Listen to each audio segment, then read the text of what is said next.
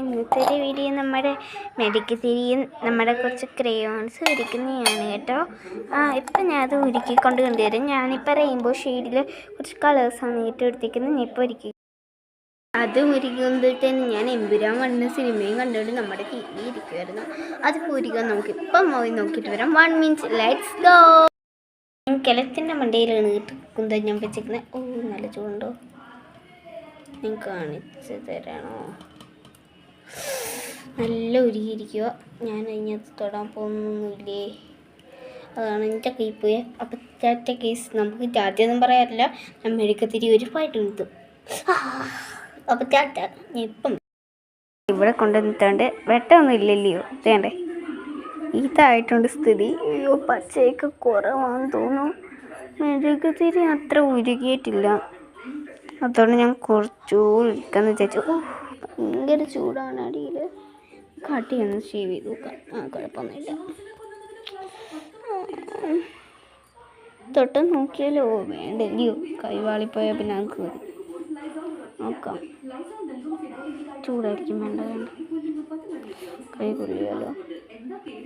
ഞാനില്ല, കൈയുള്ളൂന്ന് എനിക്ക് നല്ല പേടിയുണ്ട്. ഞാൻ ക്രയോൺസ് എല്ലാം എടുക്കാൻ പോകാം. തറയിൽ ഒടിഞ്ഞൊക്കെ അതിൻ്റെ അടുപ്പുണെ പെട്ടെന്ന് എടുക്കട്ടെ. അവൻ കുളിക്കാൻ പോകുക. അതുകൊണ്ട് ഒരെണ്ണം കിട്ടിയിട്ടുണ്ട്. ഇതെൻ്റെ ഇതെന്തോ കളർ? ബ്ലാക്ക് അല്ലയോ? ഇതെല്ലാം മറക്കാം. കയറാം. നെയ്തിട്ടു എന്താണ് ഇങ്ങനെ കുതിർന്ന്? കുറവൊന്നും അവിടെ ഇരുന്നോ?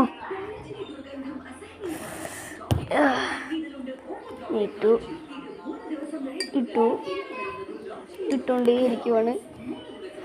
അവൻ ദേഷ്യപ്പെടുന്നില്ല എന്നാണെങ്കിൽ നോക്കിയിട്ടാ. അപ്പോൾ ഗൈസ് കുറച്ചുകൂടി കഴിഞ്ഞിട്ട് വേണ്ട നമ്മൾ വീണ്ടും ഉരുക്കിയെടുത്തിട്ട് വേണ്ട ഈ ഗ്ലാസ്സിൽ നമ്മൾ ഉരുക്കിയെടുക്കും. ഈ ഗ്ലാസ്സിൽ നമ്മൾ വേണ്ട ഓക്കെ. എനിക്കത്ര ചൂടൊന്നും ഇല്ല. അതുകൊണ്ട് തന്നെ ഒരു റെയിൻബോ ഷെയ്ഡായിരുന്നു വരേണ്ടത്. സത്യം പറഞ്ഞാൽ ഇത് ശരിയായിട്ടില്ല. അപ്പം നമുക്കൊന്നുകൂടെ നമ്മളിവിടെ കത്തിക്കാൻ പോവുക. ഇത് കത്തിക്കടേ.